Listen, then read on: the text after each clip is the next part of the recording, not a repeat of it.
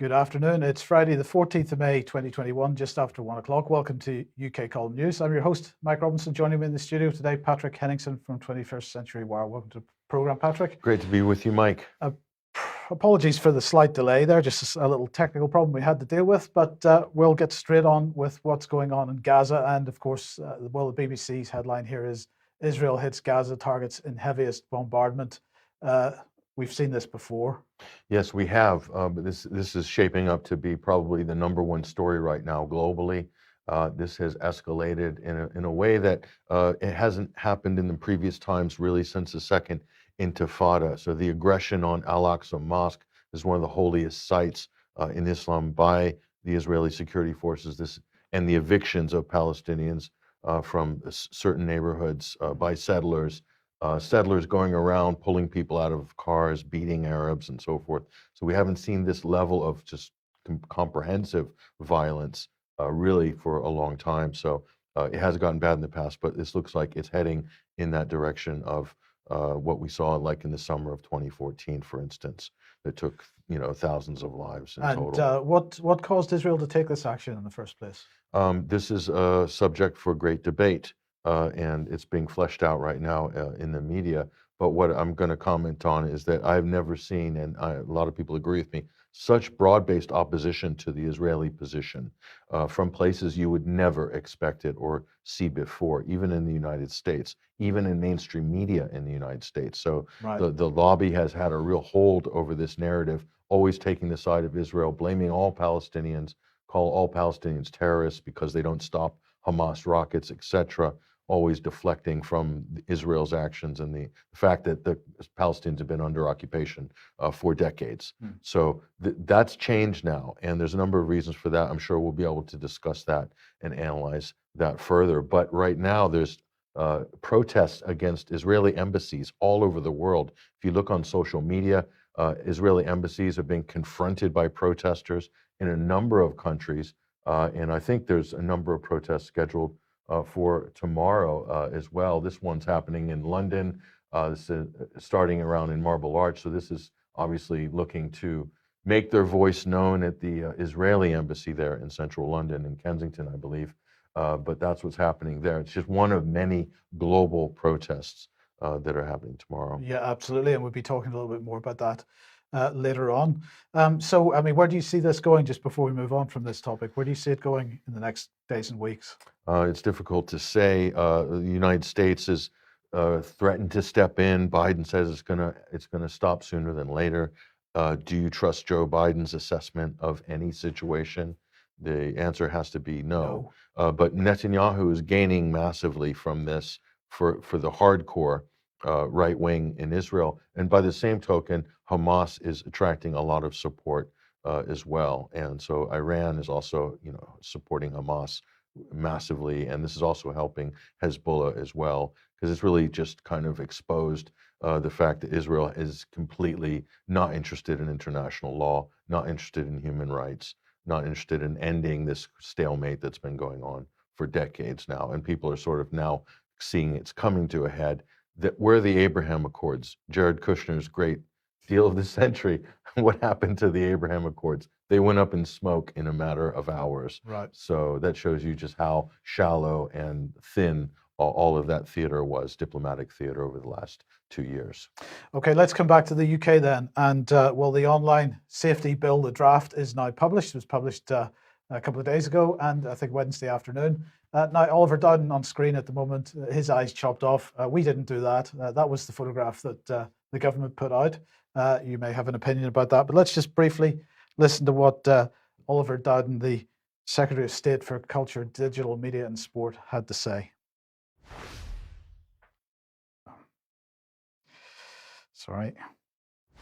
Today is a really important day. We are holding tech companies to account, ensuring that they have appropriate safeguards in place through our online harms legislation.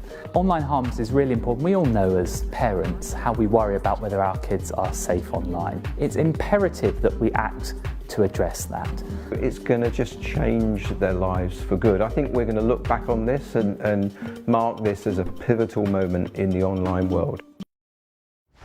Yes, indeed. This is going to be a pivotal moment in the online world, and we'll just explain why that is now. So, the government using their 1.6 billion pound budget for advertising very carefully here. They're saying that it's going to protect young people and clamp down on racist use online while safeguarding freedom of expression. So, you may have be able to take a guess as to how they're going to pull all that off. Well, let's just have a look. Because they're going to make the UK the safest place in the world to be online. Yes, new online harms laws, fines of up to £18 million for illegal content will keep people safe online. I'm just showing you the propaganda that's coming out. This is £1.6 billion well spent. As I said there, we will lead the way in internet safety. This is a very important point because Britain is leading the way globally on this. And we have been leading the way globally on this since the beginning of the policy agenda. But they keep reinforcing this idea. It's all about protecting kids online by reducing harmful content, removing terrorist material, cracking down on racist abuse, tackling disinformation, limiting suicide content. You know, they're not going to stop suicide content. They're only going to limit suicide content. They don't want to stop suicide altogether. The second from the bottom there, Mike, are they going to tackle government disinformation and mainstream media disinformation? Is that included in the remit? That is a very, very good question, and we're going to answer that in just 1 minute. But before we do that, Ofcom, of course, is being made the new regulator. Ofcom is going to be responsible for online content on the platforms. And today's bill, says Dame Melanie Dawes, takes us a step closer to a world where the benefits of being online for children and adults are no longer undermined by harmful content. We'll support Parliament's scrutiny of the draft bill and soon say more about how we think this new regime could work in practice, including the approach we'll take to secure greater accountability from tech platforms. So they're going to hold the tech platforms to account if the tech platforms don't censor content sufficiently. That the government wants censored. Absolutely. This is Dame Melanie Dawes, of course, Chief Executive of Ofcom. Ofcom stacked to the gills with BBC personnel, former BBC personnel, people still receiving BBC pensions. And that includes political content, right? Political content which is deemed to be undesirable or politically incorrect or goes against the rapid response mechanism narrative. This is absolutely right, but you'll see that in 1 second. Let's move on then. Here is the National Crime Agency. Graham Bigger, who's the Director General of the National Economic Crime Agency.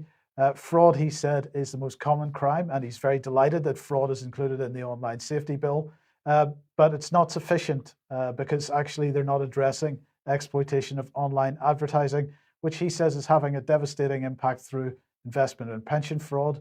That is true. Some people were campaigning for this before the draft bill was launched. They're very upset that this wasn't included. But the issue of advertising, I'll just make the point, if we link it to disinformation, or at least the claims that certain content is disinformation, this is already pretty much being done. Here is my Facebook account, which is limited because I'm not allowed to place ads on Facebook at all. And they give you a reason for that, didn't they? Oh, no. They didn't, No. of course No, not. of course not. No reason, they just shut off your ability to place ads, and that's done. They did, absolutely. So now let's just have a look at what this is about. So the online harms legislation, it applies to Category 1 platforms mainly. So this is the likes of Facebook and Google, YouTube, Twitter, and so on. It also applies to services used in the UK. And this is a very interesting point because the point they make here, one of the clauses in the bill says, a service is considered to be used in the UK, no matter where it's based around the world, if UK users are using it. So the UK government is attempting to link UK legislation to a company that might be based in Russia or China or United States or wherever it happens to be. Even whether it has an actual physical presence in the UK or not, it will fall under this legislation. So what this says to me, Patrick, is that the government's intention is that this becomes the embryonic framework for a global online harms policy. Or a great wall like China for Britain. That is 100% on the cards here. A great wall of information. Yes. So Ofcom is the new regulator, as we've said. There's plenty of room in this bill for scope creep. Everywhere you look, there are opportunities for secondary legislation, statutory instruments for the Minister of State, the Secretary of State to make up his make things up as he goes along. There's plenty of room for that in the bill. So let's have a look and see what kinds of things are here. There's a duty of care. In line with the government's response to the Online Harms White Paper, all companies in scope will have a duty of care towards their users, so that what is unacceptable offline will also be unacceptable online. So who's in scope?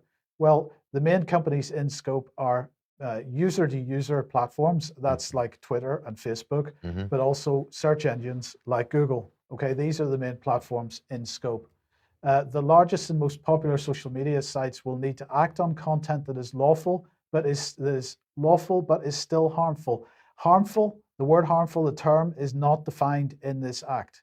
So it's not clear what is meant by harmful. That can be anything they choose. Totally arbitrary. Totally arbitrary. So they will need to act on content that is lawful, but is still harmful, such as abuse that falls below the threshold of criminal offense, encouragement of self-harm, and mis or disinformation, right? So they again try to link so-called, what they're describing as mis and disinformation. We have a different view of what that is. They're trying to link that with criminal offenses or with things that fall below the threshold of criminal offenses but are still considered to be pretty unpleasant. For example, abuse, encouragement of self-harm, and this kind of thing.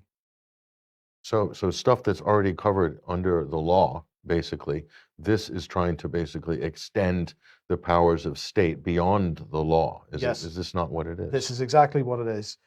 So let's look at the next one then. There's another duty of care point here. The draft bill contains reserved powers for Ofcom to pursue criminal action against named senior management, managers whose companies do not comply with Ofcom's requests for information. So if you're running a platform, they can take criminal action against you as an individual if you don't comply. This is very, very important. It basically is going to force the online platforms to be more draconian in the way that they apply these rules. But the other point here is that there seems to be a mechanism for Ofcom to issue orders to have certain content removed from the platforms. So there's quite a bit of power being given to Ofcom here, but you don't need to worry, because the bill will ensure that people in the UK can express themselves freely online and participate in pluralistic and robust debate. Unless it's deemed to be harmful or, quote, disinformation by the Ministry of Truth. Is this not the embryonic Ministry of Truth? This is exactly what it is. Let's go on. People using platforms services will need to have access to effective routes of appeal for content removed without good reason, and companies must reinstate that content if it's been removed unfairly. Again, there's no definition of what's unfair. There's no definition of what good reason might be or what good reason might not be. You have to, it's all made up as you go along. And effective routes of appeal, well, this is a good point, because of course with YouTube there is no effective route of appeal. You get a box to fill in. There is nobody to speak to. There's no negotiation as possible. You basically type in your 500 characters or whatever you're allowed, and you wait for the response from YouTube. That is not or no response. Or no response. That is not an effective route of appeal if you can't speak to a human being. But they go on to say users will also be able to appeal to Ofcom, and these complaints will form an essential part of Ofcom's horizon scanning, research, and enforcement activity. So this isn't about Ofcom stepping in and taking an arbitration role between you and the platform. This is simply about Ofcom's radar, Ofcom's research, and their enforcement activity, looking at the scale of the problem as they perceive it to be, right? So then we got this, and this next point is the point you were making a second ago. Ministers have added new and specific duties to the bill for Category 1 services to protect content defined as democratically important. Just consider this, democratically important content. This means what? This means content that the government feels is important. Yes. Democratically important means important to the government, and therefore that content will be protected. The content from anybody else is up for grabs, but that content will be protected. This is about, you said rapid response mechanism earlier, that's exactly what this is about. This is about having a narrative and making sure that's the only narrative that can be heard. This is using Ofcom as a weaponized censorship body in order to bolster the already compliant censorship of the major social media platforms that are being leaned on by mainstream media journalists, by government ministers, and so forth. The issue here, Patrick, is that they don't feel that, as draconian as the platforms already are becoming, it's not draconian enough for them. There's still too much anti-vax content, too much disinformation on there. As What would they describe deem it. it to Yes, be, yeah. exactly. Yes. So if you just quickly, if you look at this in the framework of what happened on January 6th in the United States with the DC riots, where Twitter was pulling down anybody who even asked any questions about the legitimacy of the November 2020 presidential election in any of the states where there were legal challenges, where there were audits. There's an audit going now in Arizona, and it turns out there was fraud in Arizona, okay? And we said that this would come out later in the wash, Right. and yet it has. But what we see here is government working with government agencies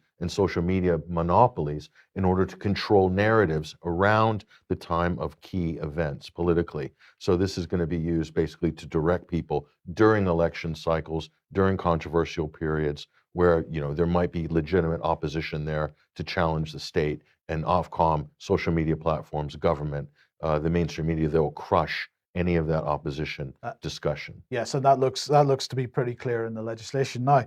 Journalistic content on news publishers' websites is not in scope.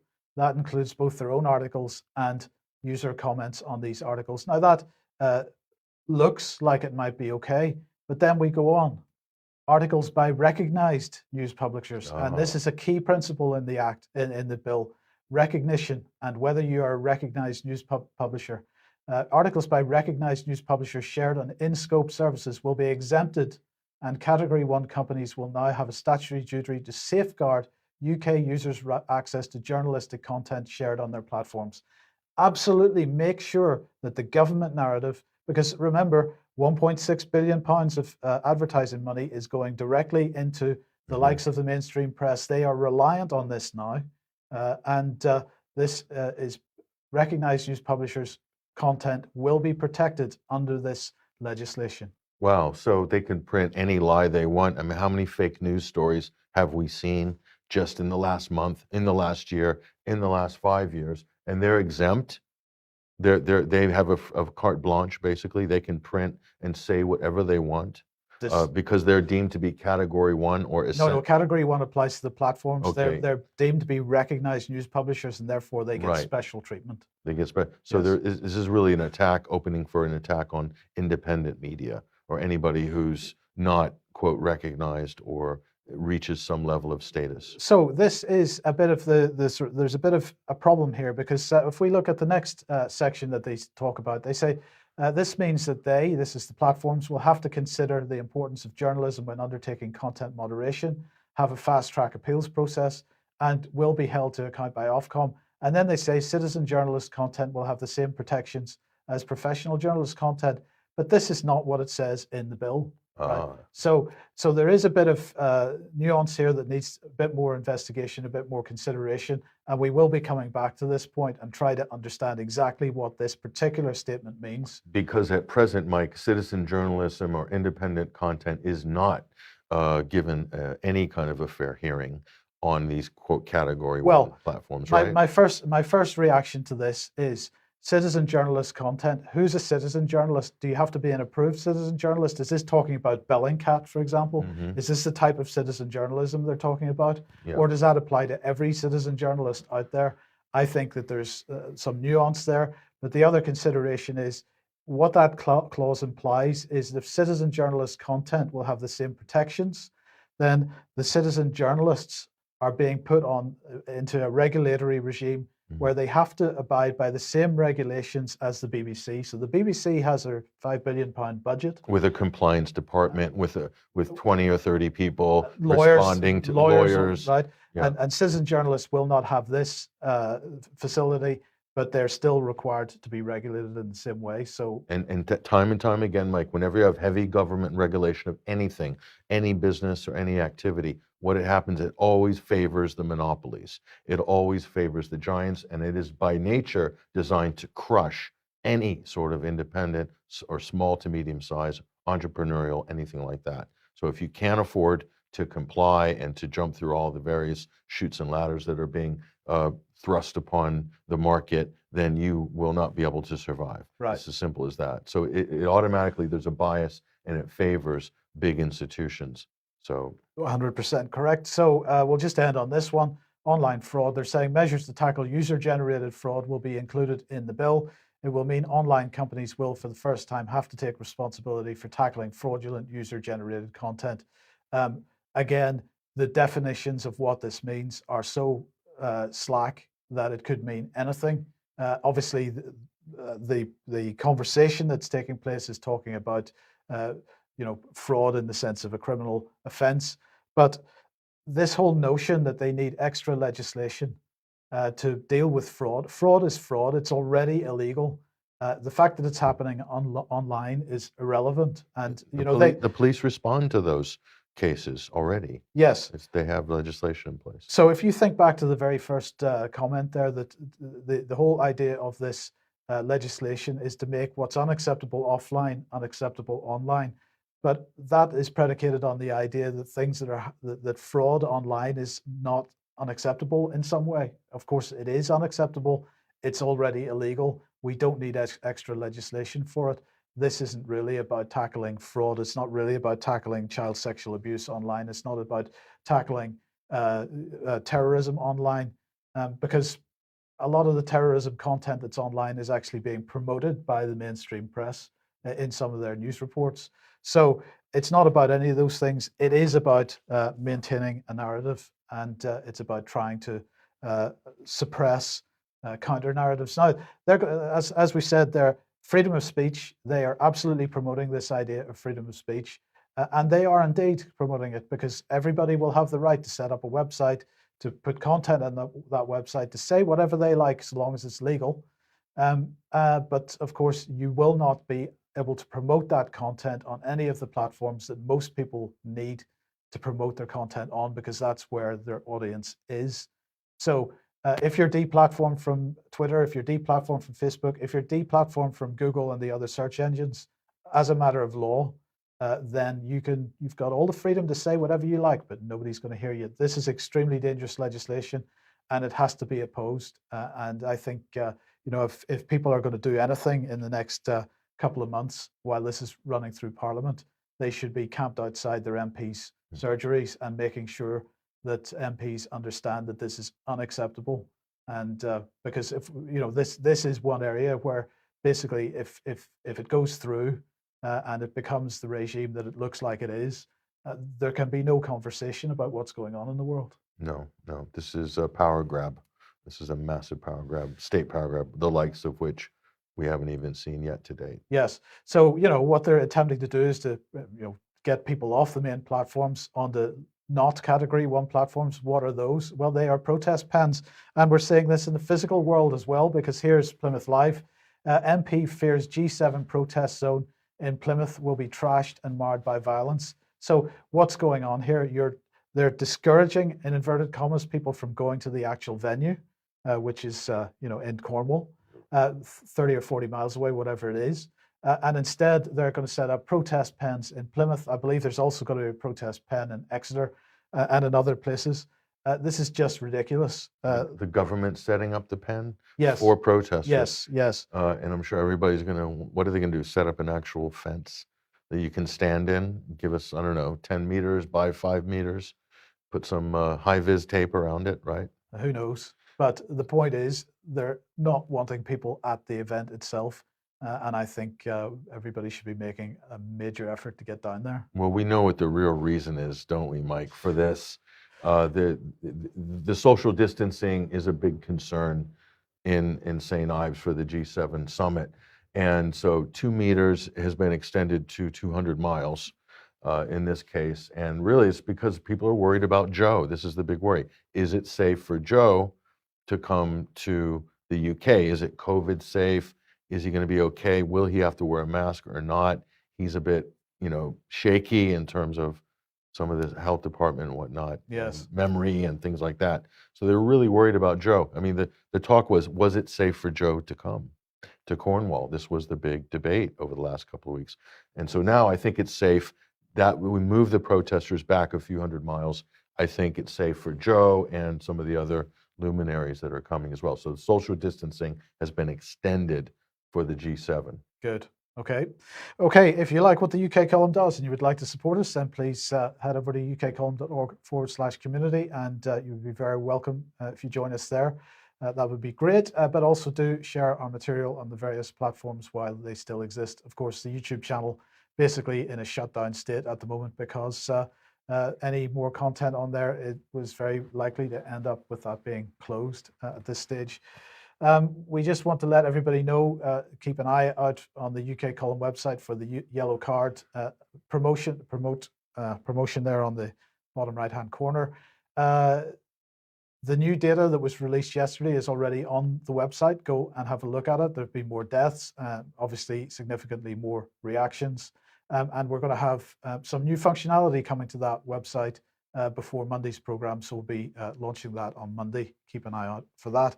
Obviously, as Patrick's already mentioned, many protests going on this weekend.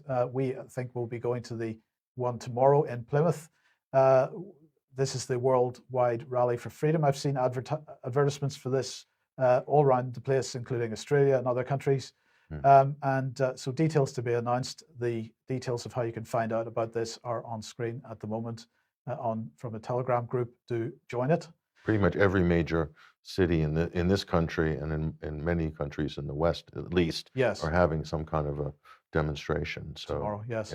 yeah. Hopefully the weather will hold together for that. Well, Patrick, you are once again published in New Dawn magazine. Well, this is one of the big issues that they're going to be protesting, Mike, is the issue of vaccine passports here. And if you haven't seen this magazine yet, I have a feature in this magazine this week, is issue 186. If you look at the show notes below, after the show, you'll see a link to this particular issue, and go to 21stcenturywire.com. And vaccine passports is the big feature here. Here's the actual physical print. And I'm just saying, it's so rare, Mike, that there are physically printed publications. New Dawn's one of the last surviving ones on the planet, truly independent and very much alternative. Great organization based out of Australia. I've written for them extensively over the years, and they are really behind this issue and the things that we're covering on this program every week. So check it out. Okay, but the government is funding 8 vaccine passport schemes despite no plans for a rollout. Well, of course they got plans for a rollout.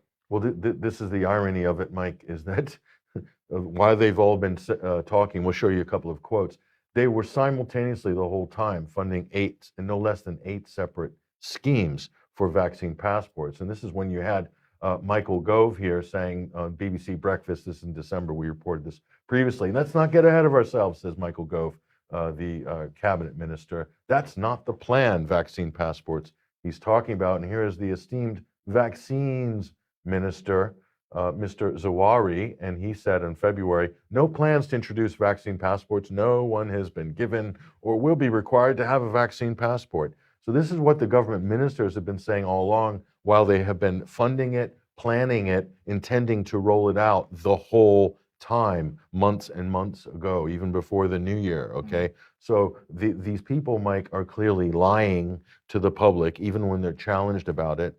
They're really bypassing any kind of oversight legislation. Is there going to be a debate in Parliament about vaccine passports, or is it just going to be a fait accompli? Well, either way, I think it's a fait accompli, because there is no opposition in this country at the moment, as you know. There's opposition, but not in government. Correct, right. Because we have effectively a one-party state right now. So I find this interesting, and this kind of underpins the whole topic here. But look back, and you've covered this previously, this is from the European Union, the timeline here.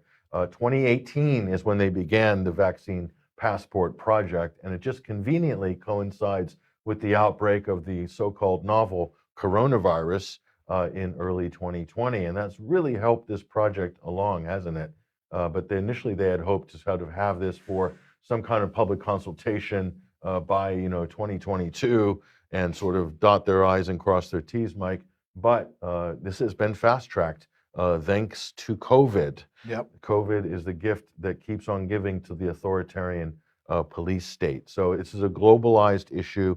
This isn't just confined to any specific country. And so what you need is the key countries the key multilateral countries. You have the EU, you have the United States, you have the Five Eyes countries, you have global Britain that has its own trade links now because Yeah. of Brexit. Is this related to Brexit? This is also a point of debate I hope that people will explore further. Yes. So where does that take us? Well, it takes us to the lockdowns are supposedly being lifted. We're told, when is it, June? When we're allowed to hug people, we're told. So the government has said all these things we're allowed to do now, allowed to drink. Maybe we're allowed to take the masks off on Monday and maybe go indoors and have a meal. Maybe. And then lockdown might be, or whatever lockdown is these days, will be lifted at the end of June, supposedly. But not so fast. Not so fast. Summer is canceled. Well, so says Matt Hancock, tells This Morning program that lavish holidays abroad will not be possible because of the emergence of new variants. And we'll talk about some of those variants in a minute, but I think we have a video clip here of Matt Hancock with the paragon of journalism himself, Mr. Philip Schofield, and his lovely co-host here. Let's listen to what Matt has to say about summer. Do we now all have to come to the conclusion that summer is essentially cancelled, holidays cancelled? It'll be unlike any summer that we've had probably since the Second World War. Do we now all have to come to the conclusion that summer is essentially cancelled, holidays cancelled? It'll be unlike any summer that we've had probably since the Second World War. I think that's likely to be the case. Yeah, we haven't made a final decision on that yet, but social distancing of some kind is going to continue. And I think, the conclusion from that is that it is unlikely that big, lavish international holidays are going to be possible for this summer. I just think that's a reality of life. So it's a reality of life. So what's going on here? I thought summer was coming and there was going to be no lockdowns. They're already, foreshadowing, getting the public ready, priming them for pulling it back. Well, we're going to explain all about that in 1 minute, but based on the variants. And let's just remind people of what they have to play with in terms of variants in their arsenal here.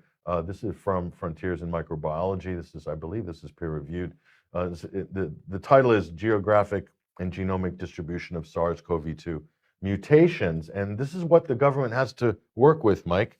This is their war chest. 353,341 mutation events compared to the Wuhan referenced genome there. So the grab bag, Mike, in terms of variants is just over 350,000. Well, which is exactly the point that we were making for many months until the term variant of concern trademark became the latest sort of trademark of the British government. The implication was that there were only 3 or 4 major variants, when in fact all the time there's mutation going on. So this is a very key point. More variants coming. We've shown the 4th new variant coming several times now, but it is, of course, the Indian variant. Ooh. This is the one. It's the biggest variant as well, because India's big, right? Yeah, right. That's right. So let's have a look and see what the SAGE, this is the Scientific Advisory Group for Emergencies, is saying in their latest advice. So this was a meeting that was held on the 5th of May. It was held by video teleconference, and thank you very much to the person that pointed me at this earlier on. So let's just have a look at some of the detail of this. First of all, there's been a significant recent increase in prevalence of the Indian variant. That's what that says, including some community transmission. Public Health England is currently prioritizing case finding and containment for this variant. Early indications, including from international experience, are that this variant may be more transmissible than the original variant, but they have low confidence for that particular statement. But they've made the statement anyway. They've got no particular confidence in it, but that's fine. They go on to say SARS-CoV-2 is continuing to evolve antigenetically. They've got high confidence of that. There is a need for medium and long-term strategies for vaccination to respond to this. So medium and long-term, this isn't going away anytime soon. And be very careful, pay attention to that word antigenically. We'll be coming back, antigenically, we'll be coming back to that in a second. So a customized response for that variant, just like Dr. Devi Srihar from Edinburgh was saying, we need a vaccine for every new variant For every and new get variant. them into people's arms as fast as possible. Right, let's go on. Modeling shows that taking step 3 of the roadmap, this is the removal, coming out of lockdown, is alone highly unlikely to put unsustainable pressure on the NHS. This is a very interesting point. We're going to come back to this in 1 second. But it goes on to say a variant which either substantially escapes immunity or is highly transmissible could lead to a very significant wave of infections, potentially larger than that seen in January 2021. If there were no interventions, maintaining control of transmission of any such variants will be more difficult when there are fewer measures in place. Reducing the number of variant infections should be a priority for policy. In other words, don't come out of lockdown. You've got to have the measures in place, because without the measures, you can't maintain control of the variants. Now, it goes on. Eventually, it is likely that the virus will display substantial antigenic variation, and the current vaccines may fail to protect against transmission, infection, or even against disease caused by newer variants. Updating the vaccine to keep pace with viral evolution or searching for more broadly protective vaccines are potential solutions to this. It goes on, the resurgence will be smaller if baseline measures and sustained changes in behavior which reduce transmission are maintained beyond the end of the roadmap. They've got high confidence in that statement. The speed of vaccine rollout is a key factor in the size of the resurgence. They've got high confidence in that statement as well.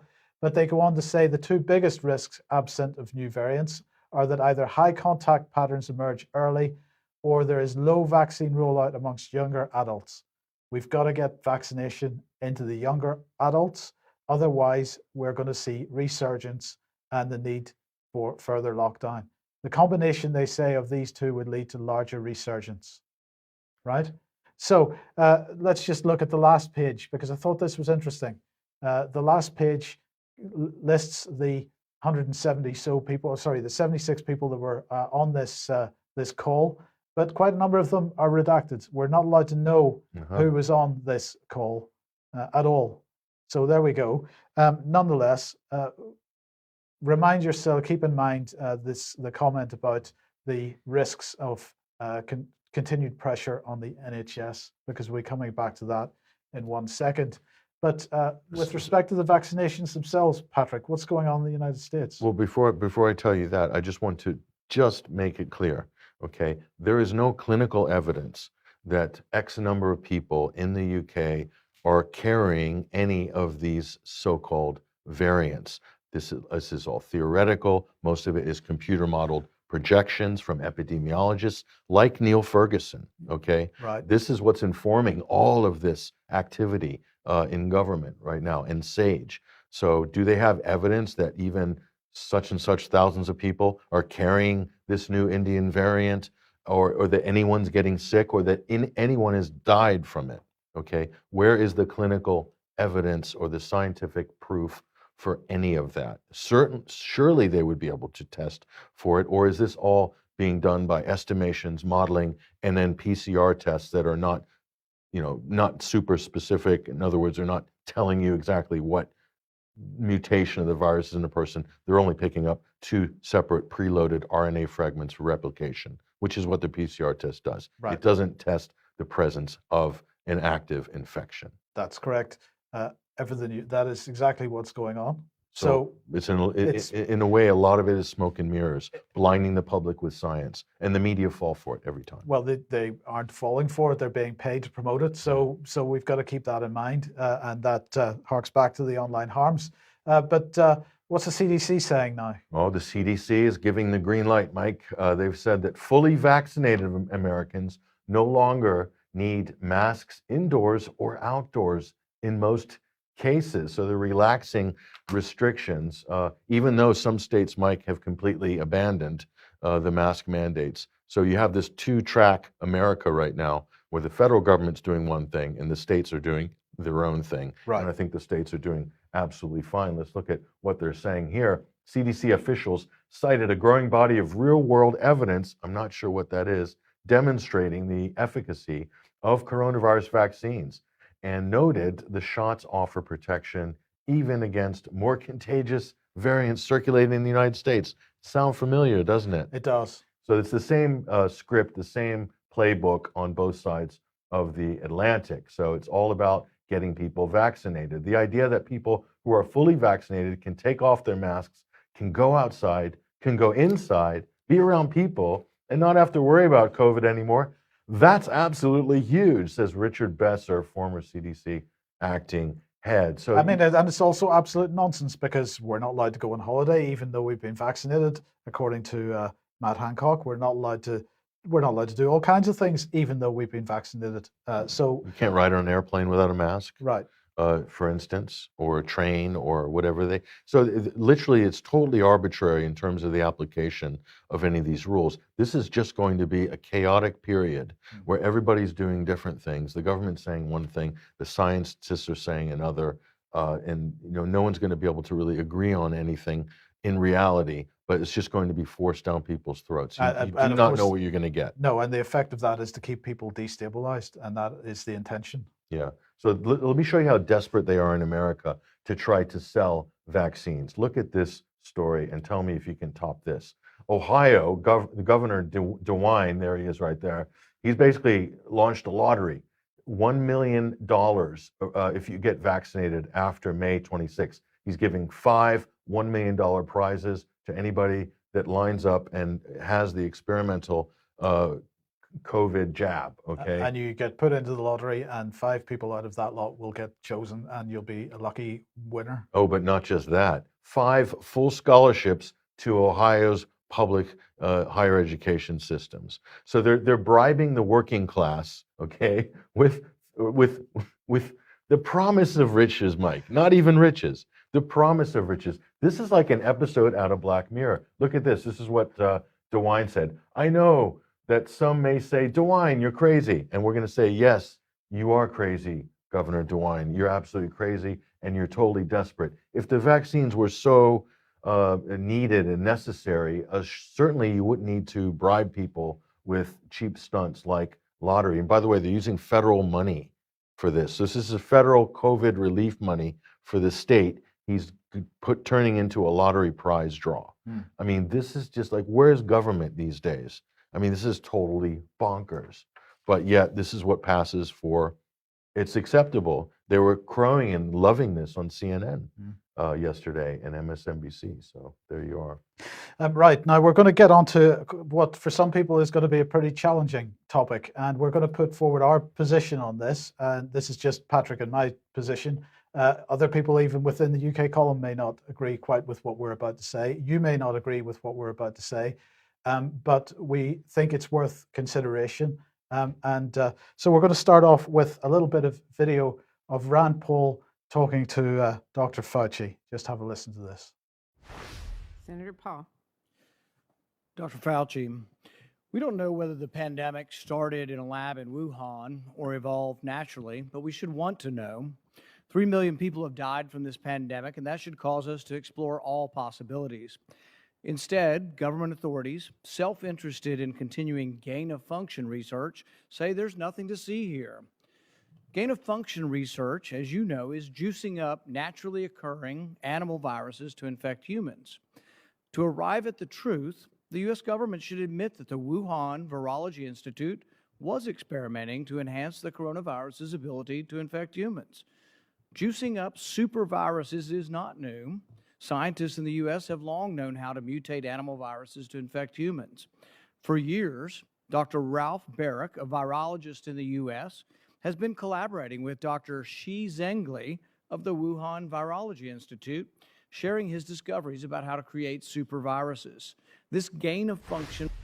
Right, and he goes on to talk about gain of function and so on. So let's first of all clarify this situation with gain of function. What is the definition of gain of function?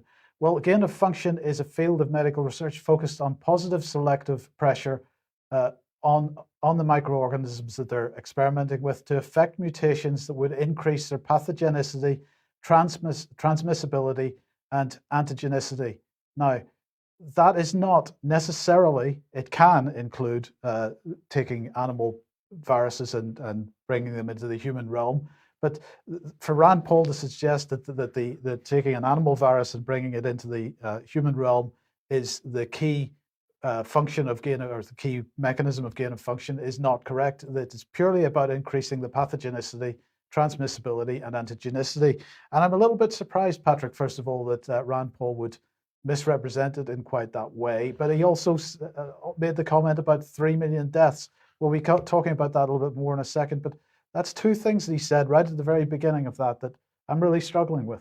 Well, especially because he's a doctor as well. So I would, he said 3 million people have died from this virus, from COVID. And that's highly debatable, especially when you consider the scale of the PCR fraud that we've witnessed globally in the last 14 months.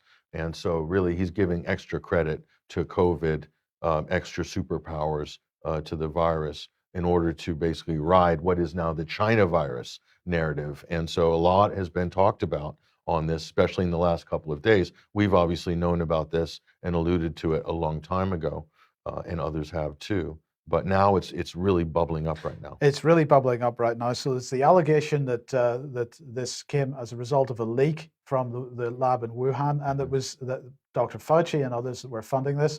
We'll cover that in a bit more detail in a second. But this then resulted in Tucker Carlson making one of his monologues, and let's just have a listen to a short excerpt from that. For 5 years, from 2014 to 2019, the National Institute of Allergy and Infectious Diseases, which Tony Fauci runs and has for decades, pumped money to a group called the EcoHealth Alliance. The EcoHealth Alliance is run by a man whose name you may recognize, Dr. Peter Daszak. Daszak contracted with Dr. Shi to conduct gain-of-function experiments at the Wuhan lab. Just before the pandemic became public knowledge, on December 9th, 2019, Peter Daszak sat for an interview that was streamed online. In that interview, Daszak bragged about how easy it is to manipulate coronaviruses in lab experiments. Coronaviruses are pretty good. I mean, you're a virologist, you know all this stuff, but you can manipulate them in the lab pretty easily. It's just spike protein drives a lot of what happens with the coronavirus, zoonotic risk. So you can get the sequence, you can build the protein, and we work with Ralph Barrick at UNC to do this. Insert it into a backbone of another virus, and do some work in the lab. So the implication is that this was done in the lab, that the virus was enhanced and then escaped the lab and then transmitted across the world, and that was it. But Mr. Daszak there, he's well known to us. Peter Daszak, he's the president of EcoHealth Alliance. They're supposedly a 501c3, a charity. They started off doing environmental projects, and then they got into biosurveillance in the last couple of years. And so they've managed to sort of embed themselves in various projects, including in China itself with Wuhan. So funding came through to EcoHealth via the NIH, headed by Dr. Anthony Fauci, in that joint project in China to investigate the coronavirus in bats, and then obviously mutations. Fauci denies its gain-of-function study, but that's just up for discussion about the nuances of how you portray that. But here's the point, Mike, and you're going to run through some of this. This is a hugely explosive narrative, okay?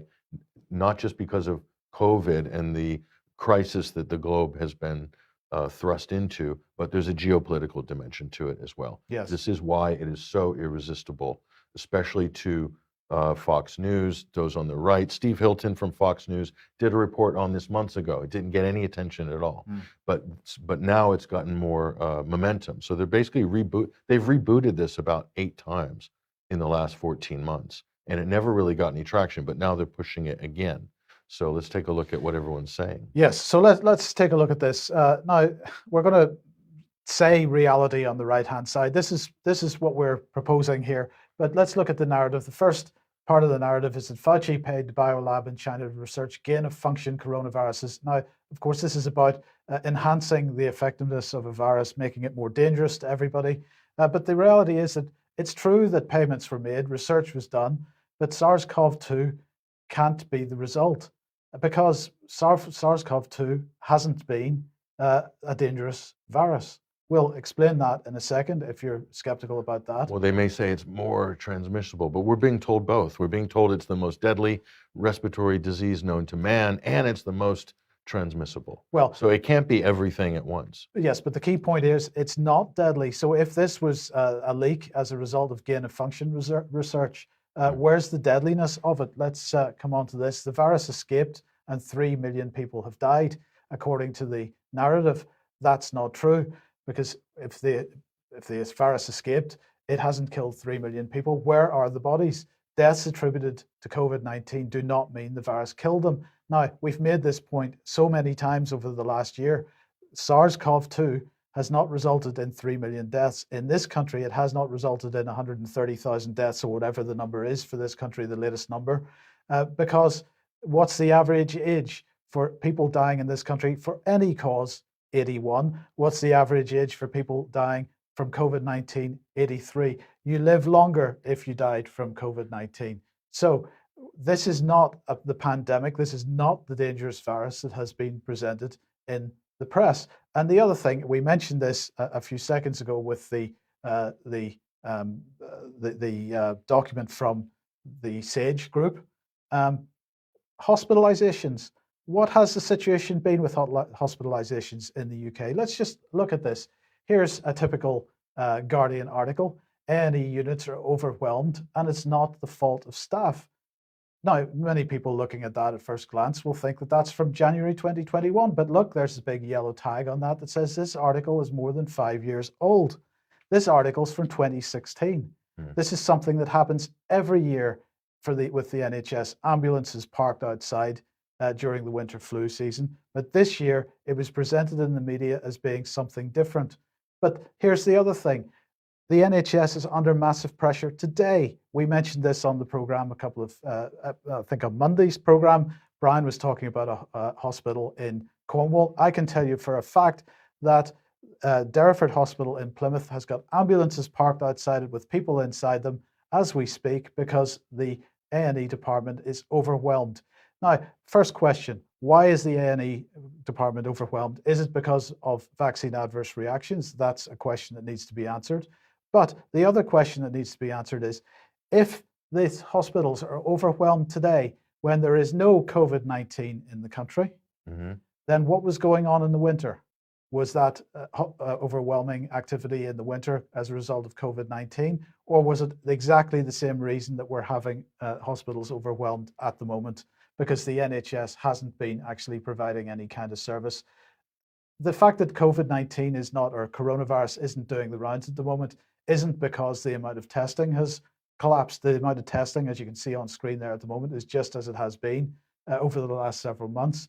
The reason that there are no cases of coronavirus at the moment is because there are no cases of coronavirus, full stop. Or they're using a lot of the testing as lateral flow testing, isn't it, in the UK, which is... Oh no, but this statistics this is from the PCR testing. Oh, this is for yes, PCR. This is Okay. PCR testing. So when we look at articles like this and we see that what happened in this winter with COVID-19 and the headlines about the NHS being overwhelmed because of COVID-19, and we see that that's happening now, and it happened, as the Guardian showed, in 2016, then we've got to ask the question, is SARS-CoV-2 this dangerous virus that is being presented, and therefore where's the gain of function with SARS-CoV-2? So anyway, let's come back to the narrative. The next part, China's carelessness resulted in lockdown and decimation of Western economies. Well, no, China had nothing to do with that. That was our government's decision. And if we allow ourselves to be diverted into blaming China for this, then we're not holding to account the people that were actually responsible for this. And we've got to keep in mind why these policies were put in place. Because not every country did lock down, did they? And they survived quite happily and did quite well as a result. At least as well, if not better, than most of the countries that did lock down. This led to a global vaccination program. The narrative says all because of China. No, there was never any need for a global vaccination program. That is absolutely clear, it seems to me. So here's the key point. The narrative that's being presented is, as you've said, there's a geopolitical aspect to this. That doesn't mean it's all wrong. A lot of what's being said is absolutely correct. The funding was going on, the research was going on, but there is no evidence, zero evidence that this SARS-CoV-2 virus came out of that laboratory. And there is zero evidence that it came as the result of gain-of-function research. And the fact that it may be transmissible, or it's claimed to be transmissible, but on the basis of what? PCR testing, right? We've said this so many times, we've been running so many cycles on each PCR test that could find anything that they wanted to find, they could find with the number of cycles that we're running. So it's an irresistible narrative. You mix China, you mix the super killer virus, you've got Fauci in there involved. So there's people who want to, go for Fauci. They love this narrative. There's people who don't like China. They love this narrative. Anyone who's pro-war or who's more jingoistic, they absolutely love this story because it ticks all of those boxes. And guess what it does? It lets the fake pandemic off the hook because it doesn't challenge the sacred death count. It keeps, Rand Paul, as he said, 3 million have died from COVID. That's not true. But yet this is being repeated because people are willing to look the other way on that as long as they can advance this narrative. Right. Why is the question. Right. And there's, I think, political motivations. There's just general human nature. People want a Hollywood story that they can zero in on. And that sort of makes life a bit more simple and a bit more palatable and go into our geopolitical corners and fight it out, right? So let's add some more to this, Patrick, with the two pillars of the fake pandemic. Well, this is the point. All of this is held together by 2 points. This is what you need to understand. The first is the myth of the asymptomatic spreading, okay?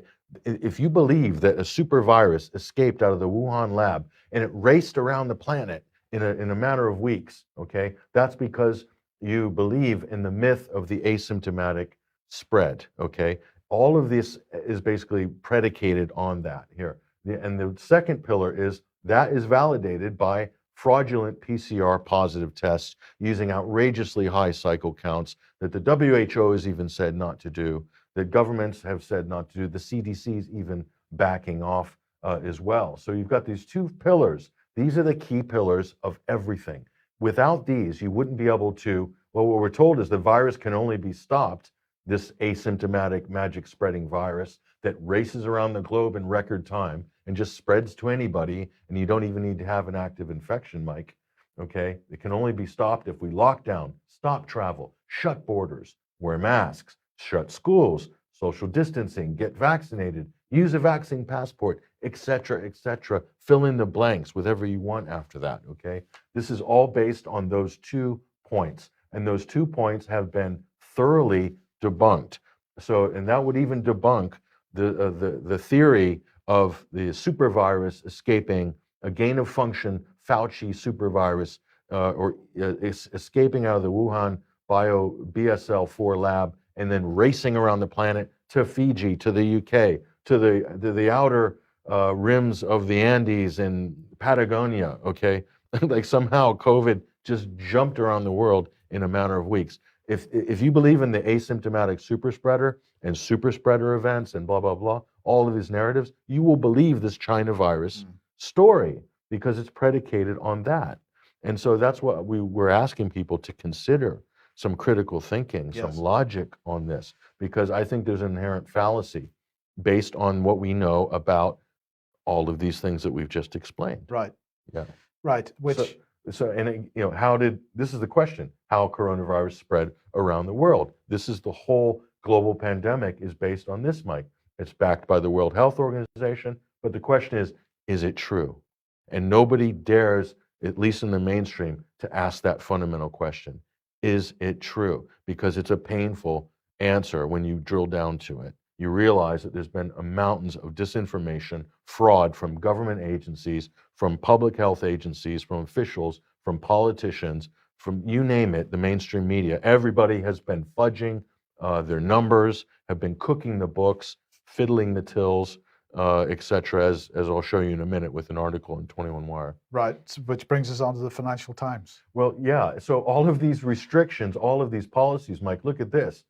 Billionaire boom, how the super rich sucked up all the COVID cash. You talk about quantitative easing, you know it's been printed and put in. You know hyperinflation is now kicking in in the United States. Look at this. As the virus spread, central banks injected a total of $9 trillion into economies worldwide. Much of that stimulus has gone into financial markets, and from there into the net worth of the ultra rich. The total wealth of billionaires worldwide rose by 5 trillion to 13 trillion in the last 12 months, the most dramatic surge ever registered on the annual billionaires list. Now, just do the math, Mike. 9 trillion in quantitative money creation has gone directly into the pockets of those billionaires. That's exactly what has happened. Yes. No one else has benefited from the pandemic, from the lockdowns, from all of the COVID cash. The only people that have benefited in reality, in net terms, are the global billionaire class. There is the proof right there. They have benefited massively from it. Everyone else has lost and continues to lose if we have hyperinflation like we're seeing in the US right now. That's a stealth tax on every single man, woman, and child. And of course, they benefit further if increased tensions, increased fear over China. Now, our final point on this, of course, the final point on this is that this notion that SARS-CoV-2 was this massively dangerous virus that we had to vaccinate for globally has meant that we have vaccinated for it globally. I just urge everybody again to read this article on the UK Column website, Clotting and the COVID Vaccine Science, because this is talking about the spike protein. And this spike protein is what is causing the adverse reactions. We don't know what it's going to do, what's going to happen on a long-term basis as more and more booster shots get applied to people and more various variations on the vaccines. But Dr. Danzig mentioned it in that little video clip earlier on. The spike protein is what a coronavirus uses to propagate itself around the body. But of course, the vaccines are producing a new kind of spike protein, and it has dangers. People need to read that article and understand it. But if we focus on China, we're not looking in the real direction, it seems. If it was last thing I'll say on this, if it was a souped up, juiced up super virus that leaked out of Wuhan, how come it killed practically nobody in China, a country that a population of 1.4 billion, and it didn't even touch them, okay, in proportion to the size of the country. I mean, it's negligible, like less than a bad flu season, okay? Right. So if it was such a super virus, how did it jump? Did it catch us? Did China put it up in a rocket and then it sort of parachuted down to Britain and Italy and the US? I mean, how did they pull that off? So that if you believe in the China supervirus theory, then explain how it just magically didn't affect the Chinese at all. There's other explanations to that, which we believe is plausible, and we will probably be doing a special report, and we'll go down and drill into the absolute details of every single aspect of this, because this is incredibly complex, but we know so much now after looking at the data and looking at the evidence over the last 14 months that it would be silly to fall into another preconceived trap. Right. So just finally on this then, some people will be saying at this point, oh, well, Mike and Pat, UK Column, you've suddenly become China lovers. Well, this is not the case, but I just make these points to you. Who's pushing this China narrative? Is it the same people who would like to see conflict with China, perhaps? Is it the same people who are diverting attention from the fact that the policies which have resulted in, or as a result of this non-event, are the policies that they want to promote for example, the Great Reset or the Green New Deal? Is that just a coincidence that these are the same people pushing this? That it's the same people that are really wanting to impose a Chinese-style biosurveillance technocracy in the West? China, at the end of the day, hasn't done anything to us to cause it to become our enemy, other than the fact that it is big and lots of people don't like the Chinese Communist Party. Fair enough. But our politicians, our pharmaceutical companies, these are the people that have caused this problem for us, and we've got to maintain focus on them. And the media as well. Yes. And the partnering organizations. They've created the perception of a global pandemic, when in fact, if you audit the numbers, you audit the testing, you audit the evidence, the scientific literature, you find out that no, it's not. Where's the excess mortality? Right. Is there excess mortality? You would expect that there would be, right? If There, it was, there has been some excess mortality, but it's absolutely possible to show what that actually was, and it was not COVID-19. But anyway, let's move on, Patrick. So this is an interesting piece we published up here at 21stcenturywide.com. Jab Nation, no dogs, no Irish, no blacks. This is by Dustin Broadberry. And this is a really interesting article and very thought-provoking, I would say extremely controversial. He's talking about, Mike, there wasn't so long ago when you would see signs like this in Britain. Landlords would put up saying they're not going to rent to certain people, right?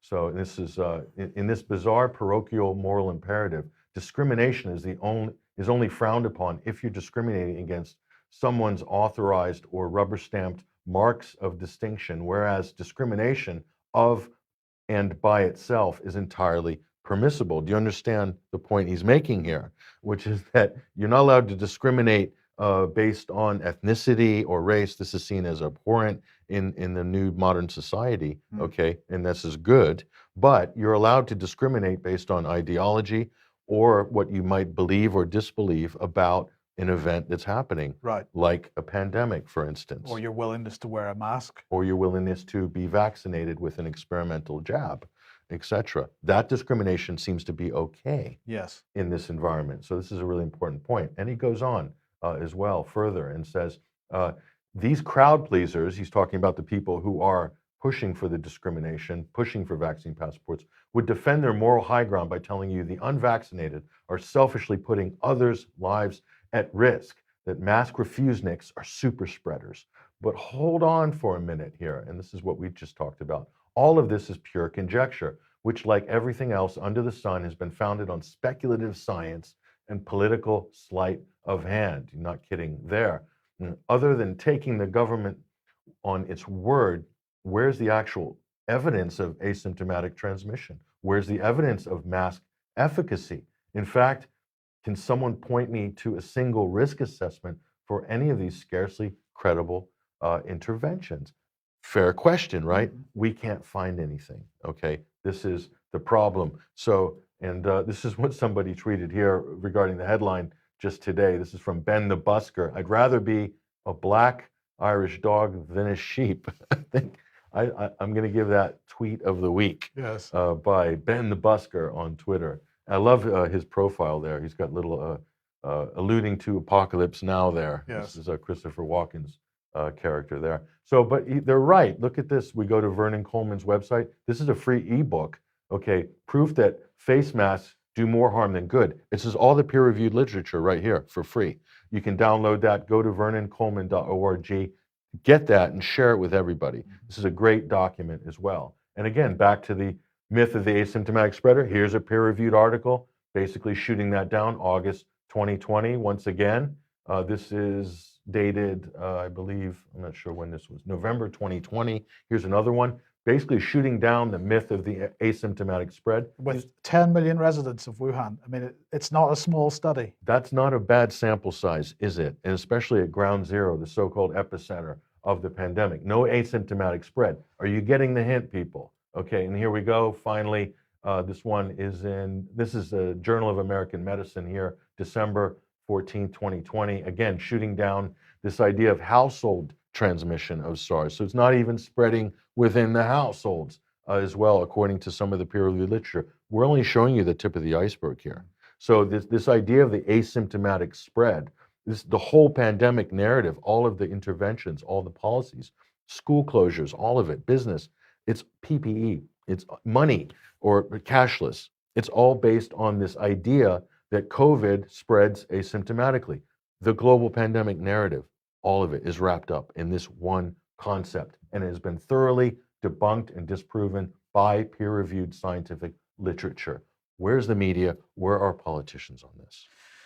Good questions. Now we're going to end. I think David Scott mentioned this on Monday, but I was very interested to hear your thoughts on this this article from Lockdown Skeptics, Patrick. Well, this kind of just really brings home a lot of what we were saying, Mike. Here, this is on Lockdown Skeptics here, not written by Toby Young, by one of the other writers, but MIT researchers went undercover in what they call the anti-mask community, but that means anti-lockdown, that means COVID deniers, whatever these. So anybody who's against any of the official narratives, they sent undercover researchers to analyze the arguments, to analyze the comment threads. There are people doing this on social media and on forums and things like this. Right. So here's what they found. Take a look at this. So this is the paper here.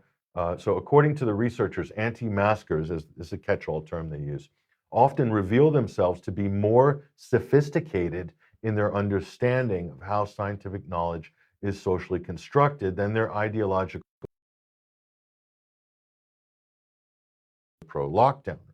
And data literacy is an essential criteria for membership within the community they have created. So they're saying that the anti-maskers, the anti-lockdown people, the skeptics, put higher value on data literacy, on data analysis, on evidence-based arguments than their counterparts in the pro-lockdown, pro-mask, pro-vaccine crowd, basically, the establishment mainstream crowd. The thing that you haven't put up there, which had me in stitches, was that they actually went on to suggest that perhaps governments might not want to publish quite so much data. Yeah, and they also put a caveat in there. We are by no means endorsing the anti-mask community, but we do say that they put a higher value on good data and critical thinking, basically. So the pro-lockdown use emotive arguments. Right. They react to imagery, emotive images of people, bodies floating in the Ganges in India, for instance. That's a story that's been recycled for years because it happens all the time. But because there's supposedly a COVID outbreak in India, all of those stories become COVID stories. Right. How many times have we seen this before? I think this is a phenomenal piece of work by this group at MIT, and it pretty much validates a lot of the work that we're doing, that other alternative independent media are doing, that the mainstream is not doing. And so the mainstream is the source of online harms, of real life harms. The government is the source of disinformation, of real problems that manifest themselves in policies based on junk data and pseudoscience. And this is why the global economy is in the tank right now, because of those policy decisions. So I would hope that government agencies and ministers would take that into consideration when they're considering how they're going to police information online and censor speech. Think about that and think hard about it. Well, I think they're lost causes, but the general public aren't a lost cause. This bill has to be, as we said earlier on, has to be opposed, and we encourage everybody to do everything they possibly can to oppose it. Well, look, we've got to end there. Thank you very much for joining us today, Patrick. Thank you for joining us. We'll be back at the same time, 1 p.m. as usual on Monday. Hope you have a great weekend if you're at any of the protests and otherwise, and we'll see you then. Bye-bye.